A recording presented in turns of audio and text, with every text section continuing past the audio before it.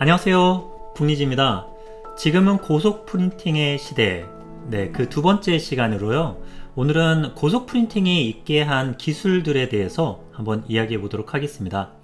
예전에는 힘들었는데 요즘에는 뭐 틈만 나면 이런 새로운 고속 프린팅 프린터들이 나오고 있어서 예전에 안 됐던 게 어떻게 지금은 가능하게 되었을까, 그리고 그것을 가능케 한 기술들은 어떤 게 있을까를 알아보는데요.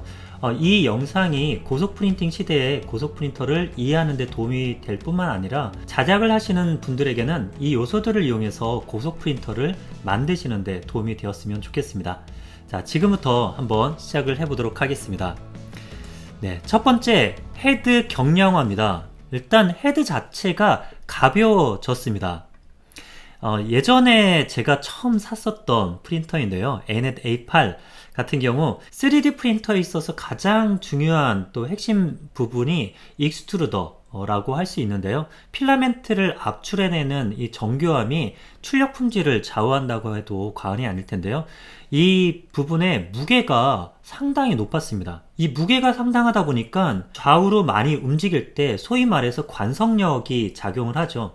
F는 MA. 그래서 모터가 제한된 힘을 가지고 있기 때문에 이 힘 내에서 움직이기 위해서는 어쩔 수 없이 속도를 떨어뜨려야만 했었습니다. 그런데 고속 프린팅 시대가 되려고 하면 속도를 높이고 또 그에 따라서 가속도도 높아질 수밖에 없는데요, 그렇게 될 때는 동일한 X모터, Y모터의 버티는 힘, 토크에 대해서 우리가 견뎌줄 수 있으려면 F는 MA에서 높아진 A를 건드릴 수는 없고요, 오히려 M이 내려가야 되겠죠. 그래서 무게를 가볍게 하는 경량화가 요구받게 됩니다. 그래서 조금 빠르게 하기 위해서 한 가지 방법이 다이렉트 방식, 직결 방식 대신에 보호된 방식이라고 해서 익스트루더와 모터를 프레임 자체에다가 부착해 놓고 압출을 위해서는 테프론 튜브를 이용해서 먼 곳에서 이렇게 이송하는 방식을 사용했고요. 이 방식도 많은 메이커들에 의해서 선호가 되었는데요, 최근 들어서는 고속 프린팅에 아주 빠른 반응성을 위해서 요즘 출시되고 있는 고속 프린터는 대부분 직결식으로 만들어지고 있습니다. 그러다 보니까 헤드 무게를 낮추는 게 굉장히 중요한데요, 그 중에서 헤드의 가장 무거운 무게를 차지하는 게 바로 모터입니다. 익스트루더 모터의 무게가 상당한데요, 그것을 요즘에는 오른쪽과 같은 아주 작은 동그란 모터를 사용하고 있습니다. 이 모터의 무게가 어느 정도가 되는지 한번 제가 측정을 해봤거든요. 각각의 모터는 기존 네마 17 모터의 익스트루더에서 많이 사용되고 있는 이 모터의 무게는 한 280, 290g 정도가 되었습니다. 반면에 요즘에 고속 프린터에서 많이 사용되고 있는 이 얇은 동그란 무게는 한 99, 한 100이 좀 못 되는 무게인데 약 3분의 1 정도의 경량화가 추진된 거죠. 그런데 이렇게 했을 때 문제가 발생을 합니다. 왜냐하면 아무래도 모터의 토크, 힘이라고 하는 것은 감겨져 있는 코일의 길이에 비례할 수밖에 없는데요, 이렇게 작아지다 보니까 토크는 약할 수밖에 없습니다. 그것을 어디에서 회복을 하냐면요, 그것은 바로 익스트루더의 기어비를 조절해서 만들어가고 있습니다. 과거에 엔더3U에서 많이 보던 이런 메탈 익스트루더 형태인데요, 그 전부터 나오던 이 익스트루더의 구조에서는 그냥 모터의 회전력이 곧바로 압출을 담당하는 이런 방식으로 사용되었었습니다.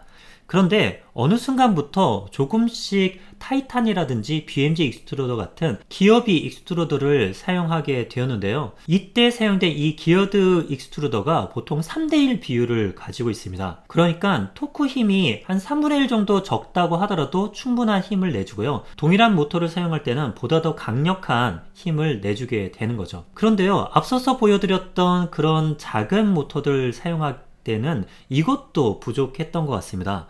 그래서 요즘 나오는 모터들, 크레얼리티 K1 제품에 나오는 모터에 제가 이빨수를 한번 세봤더니 한 6.25대 1이 되더라고요. 그리고 킹룬에서 나온 제품, 최근에 제가 리뷰했던 KP3S 프로 V2 같은 경우에는 원래 이 모델이 초기에 나왔을 때랑 노즐셋이 바뀌었습니다. 초기에는 5대1 비율이라고 광고를 하고 있었는데요, 그러다 보니까 아마도 조금 이 힘이 딸렸 있지 않았나 싶습니다. 그래서 요즘 나오고 있는 고속익륜 제품에는 9.5대 1이라는 아주 높은 기어비의 익스트루드를 사용하고 있습니다. 그리고 우리가 잘 아는 벤브랩은 조금 특이한데요. 이게 헬리컬 기어라고 하나요? 약간 기울여져 온 기어를 가지고 있는데요. 53대 9라고 합니다. 환산을 해보게 되면 그래도 한 6대 1 정도가 되는 거죠. 이렇게 높은 기어비의 익스트루더가 있기 때문에 모터 힘이 조금 작은 경량화된 모터를 사용할 수가 있게 된 것이죠. 그래서 아주 빠른 속도에서도 견딜 수 있는 컴팩트하면서도 가벼운 이런 헤드들이 요즘에는 다 장착이 되어서 나오고 있습니다. 자, 다음으로 두 번째 기술은요, 바로 고속 압출 하덴드에 있습니다. 기존에 노즐셋 하면 표준이라고 많이 알려져 있던 E3D사의 V6 노즐셋인데요. 이 노즐셋의 가장 핵심이라고 할 수 있는 것 중에 하나는 바로 필라멘트를 녹이는 이 히터 블럭 이라고 할 수 있는데요. 이 히터 블럭 내에서 히터 봉이라고 하는 것이 삽입되어서 여기다가 열을 전달을 합니다. 이 구조를 가만히 보면요, 히터 블럭은 열을 전달하는 역할을 하고요. 그리고 필라멘트는 상온에서 삽입되기 때문에 차가운 필라멘트가 이 히터 블럭 내로 들어오면서 열 교환이 이루어지게 되겠죠. 열 교환이 이루어지게 되면서 히터 봉의 열을 필라멘트가 뺏어가는 그런 상황이 벌어집니다. 뺏어가서 자기는 스스로 녹고 그리고 노즐로 밀려 나가는 거죠. 그런데 이렇게 가다 보면 위에 차가운 필라멘트가 그냥 천천히 공급될 때는 상관없는데 빠른 속도로 공급되다 보면 이 열교환의 속도가 더 빨라야만 필라멘트를 제대로 녹일 수가 있겠죠. 그래서 하덴드 구조의 변화 그리고 히터봉 자체의 변화가 이루어지게 됩니다. 기존에는 조금 고속으로 출력한다 하시는 분들, 또 그렇게 개조하고자 하셨던 분들에게는 볼케이노 노즐셋을 들어보셨을 겁니다. 이 볼케이노 하덴드의 원리는 뭐 별다른 게 아니라 필라멘트가 열을 받아 지나가는 경로의 거리를 좀 더 길게 해놓은 것입니다. 그래서 기존 E3D V6보다 훨씬 더 한 2배 가까이 거리를 더 거쳐가는 동안 필라멘트가 주변의 열을 더 많이 받을 수 있도록 하는 구조를 만든 것이죠. 그래서 길어집니다. 그런데 최근 들어서 나오는 하덴드가 예전에는 안에를 분해해보면 열선 코일이 칭칭 감겨져 있는 그런 히터 봉을 사용했다면 요즘에 CHC 노즐셋이 굉장히 인기를 끌고 있습니다. 세라믹 히터봉으로서 순간적인 가열이 엄청나게 빠르게 된다는 측면이 있고요. 그리고 지금 보여드리는 것은 크레일리티 K1에 장착이 되어 있는 노즐셋인데 길이도 길어진 걸 볼 수 있죠. 그래서 노즐이 하덴드를 지나가는 거리, 길이도 길게 하고 그리고 히터도 CHC라고 하는 엄청 강력한 히터를 장착을 하게 됩니다. 이전 프린터들에서 히팅을 하게 되면요, 노즐 온도를 올리는데 보통 200도 정도 올리는데 한 3, 4분 정도 걸렸다고 한다면 요즘에 CHC 히터를 이용한 이런 제품들은 보통 히팅을 200도 하는데 30초 내외면 거의 정상 온도에 다 도달하는 걸 알 수 있습니다. 그래서 이와 같은 기술을 바탕으로 해서 흔히 말해서 최대 볼유메트릭 스피드, 압출 최대 유량이라고 하죠. 이것이 비약적으로 증가하게 됩니다. 기존의 E3D V6 기반으로 한 노즐셋에서는 압출 유량을 한 10 정도를 넘기가 좀 어려웠었습니다. 그런데 이렇게 CHC와 고속 하덴드를 장착한 것에는 20 정도까지는 무난히 속도를 뽑아주는 것을 보면서 이제는 빠르게 압출을 하더라도 충분히 압출량이 줄어들지 않고 압출이 되는 그런 시대를 우리는 맞이하게 된 거죠. 그래서 벤브랩의 노즐셋을 뜯어보게 되면요, 일단은 하덴드 그 필라멘트가 지나가는 하덴드 구간의 길이가 길어졌습니다. 그리고 여기에 보면 CHC 같은 원형은 아닌데요, 판 형태로 해서 굉장히 납작한 세라믹 히터를 장착한 걸 알 수 있습니다. 그래서 벤브도 상당히 빠르게 출력 노즐 온도로 도달을 하고요. 그리고 온도를 빠르게 올리는 것만큼 필라멘트가 뺏어가는 온도를 빠르게 공급해 주기 때문에 고속 출력 시에도 열이 안정적으로 유지되는 그런 장점이 있습니다. 고속 프린팅의 세 번째 기술은 바로 인풋 쉐이퍼라고 하는 것입니다. 우리말로 하면 진동 제어 기술이라고 말할 수 있을 텐데요. 예를 들어서 예전에 제가 3D 분량사전이라는 것을 하나씩 정리하면서 영상을 만들 때 그때 고스팅이라고 하는 편에서 이 사진을 보여드렸던 적이 있습니다. 고스트 현상, 그 중에서 오른쪽과 같은 진동 물결이 나타내는 표면 분량을 뭐 웨이빙, 링잉 뭐 이런 식으로도 얘기를 하는데요. 이것이 발생하는 원인은 진동 때문에 그렇습니다. 천천히 출력을 할 때는 그나마 괜찮습니다. 진동이 적기 때문이죠. 그런데 고속으로 빠르게 왔다 갔다 하다 보면요. 프린터 자체의 진동, 그리고 헤드의 진동, 온갖 진동들이 발생할 수밖에 없습니다. 그래서 이 진동 물결도 높아질 수밖에 없는데요.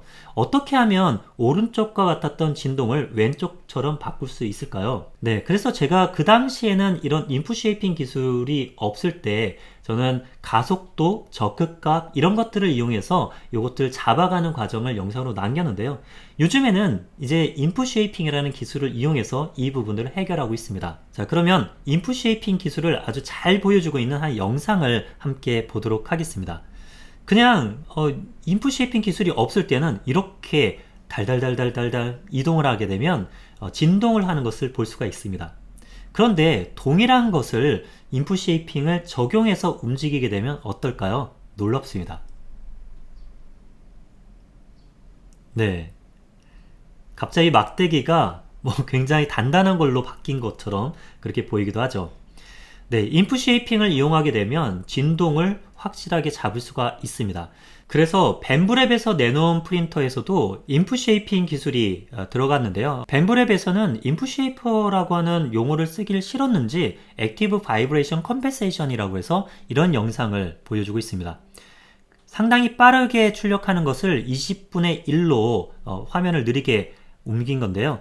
왼쪽은 인풋 쉐이핑을 껐을 때, 그리고 오른쪽처럼 인풋 쉐이핑을 켰을 때는 이렇게 나온다 라는 걸 보여주고 있습니다. 인풋 쉐이퍼 같은 진동 제어 기술이 없다면 출력을 빠르게 하면 뭐합니까?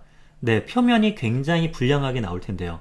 그래서 인풋 쉐이퍼야말로 바로 고속 출력을 위한 가장 효자 노릇을 한 기술이 아닌가 라는 생각이 듭니다.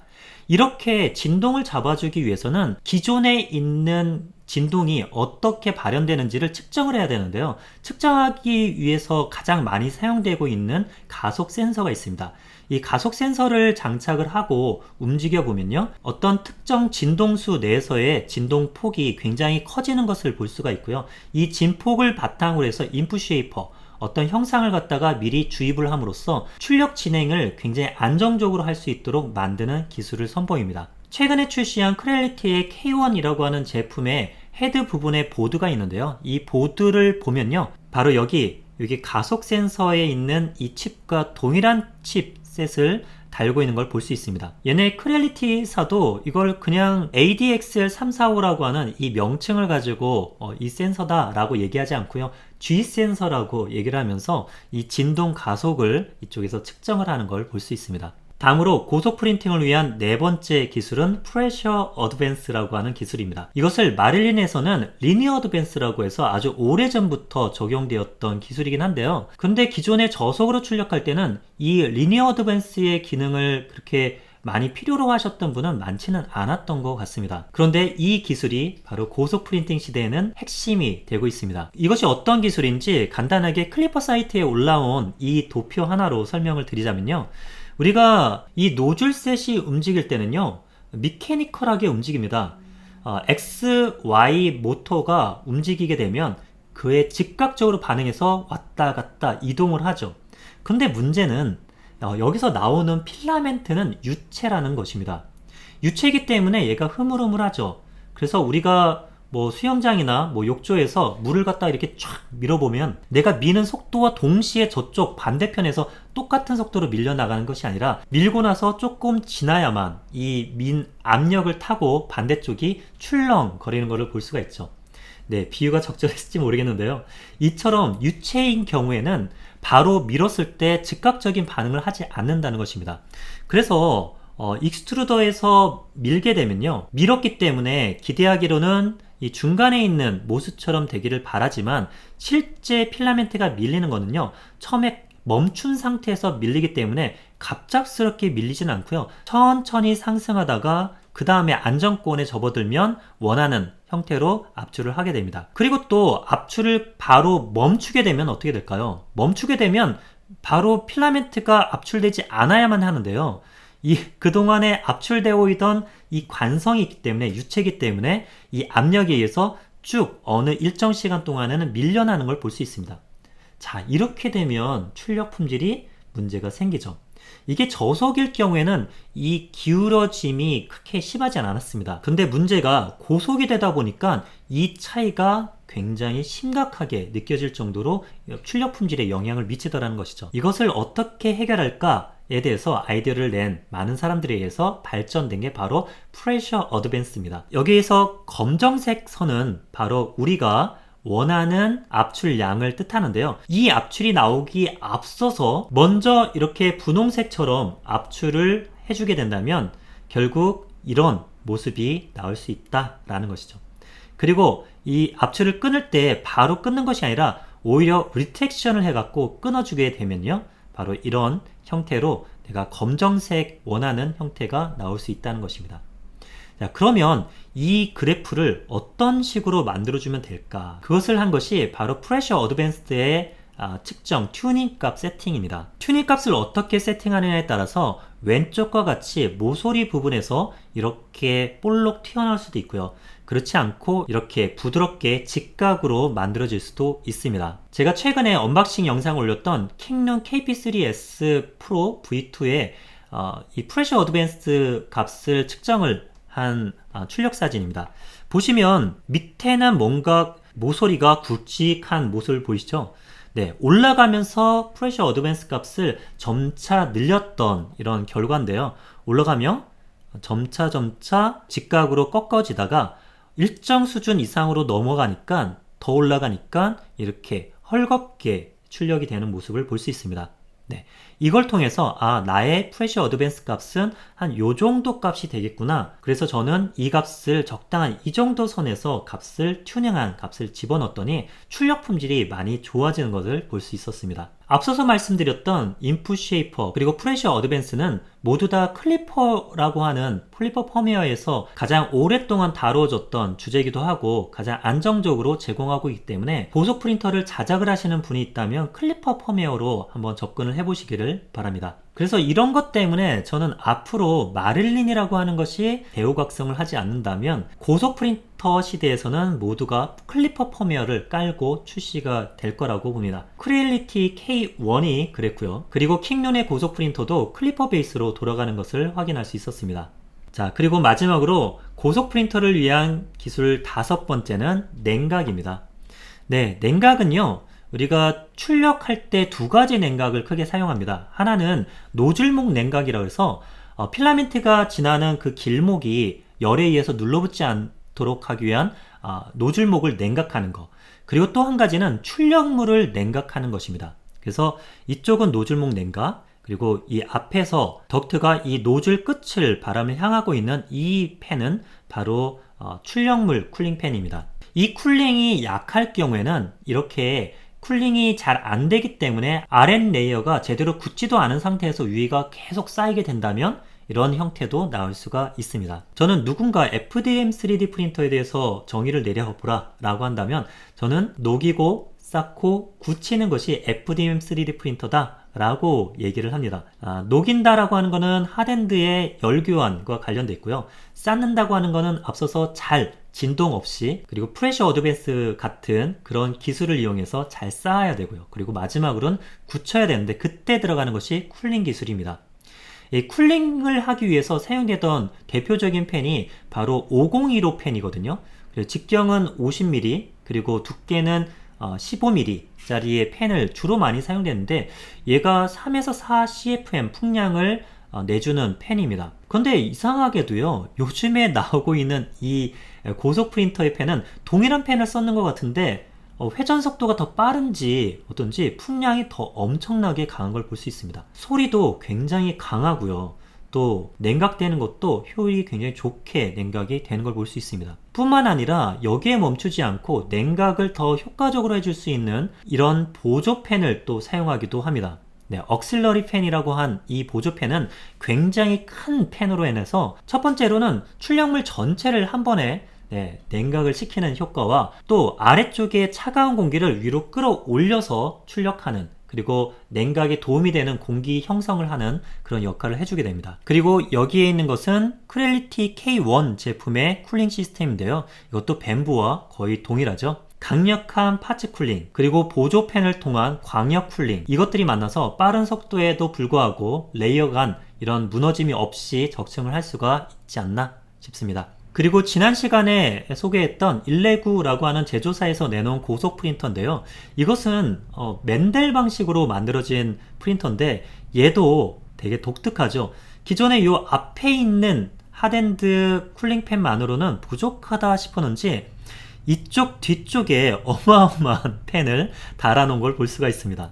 네, 뒤에서 쫙 하면서 쿨링 냉각을 시키는 거죠. 사실은 이렇게 보조팬까지 동원해서 쿨링하는 것은 앞서서 클리퍼 베이스의 보론 제품에서 이미 나타나기 시작했는데요. 그렇게 생각하니까 이 클리퍼 그리고 보론이라고 하는 것이 고속 프린터 시대를 앞당긴 효자가 아닌가라는 생각도 듭니다. 네, 오늘 이렇게 5가지 고속 프린팅 시대를 앞당긴 기술에 대해서 알아보았는데요. 네, 여러분들 어떠셨습니까? 고속 프린팅에 대해서 이해하는데 좀 도움이 되었길 바라겠고요. 또 앞으로 자작을 하시는 분들에게 또 참고가 되는 자료였길 바라겠습니다. 제가 여기에 다루지 못했던 기술도 있을 걸로 보는데요.